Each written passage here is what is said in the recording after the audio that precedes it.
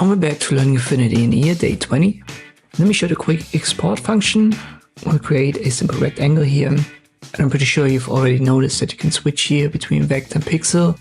Vector usually are SVGs, so scalable vector graphics. But even if I activate it here, you can see we have an export JPEG option. So for the export, it isn't really that important what you pick here. You can switch it later on. And there's a drop down next to it.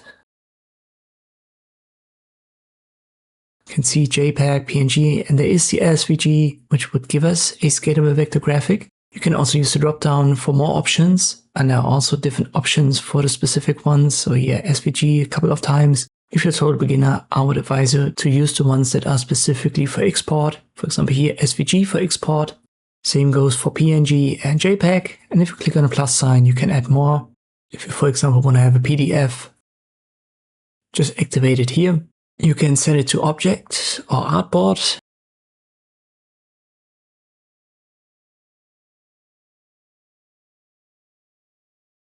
But below there are also other options here: whole document, selection area, and selection only. Usually you want to have selection only, so pick that. Width and height are set and determined by the size of your object, but you can also scale it here 1, 2, and 3 times.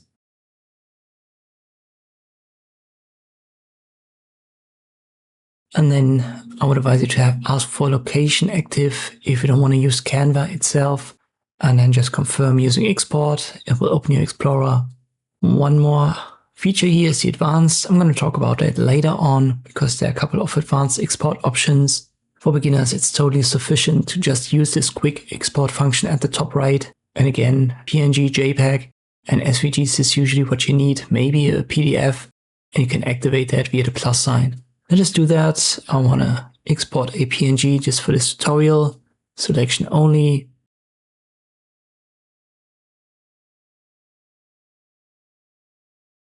I export it to my desktop. Let me call that to the example 1. I confirm, and you can already see data type PNG is activated. It opens my Explorer directly.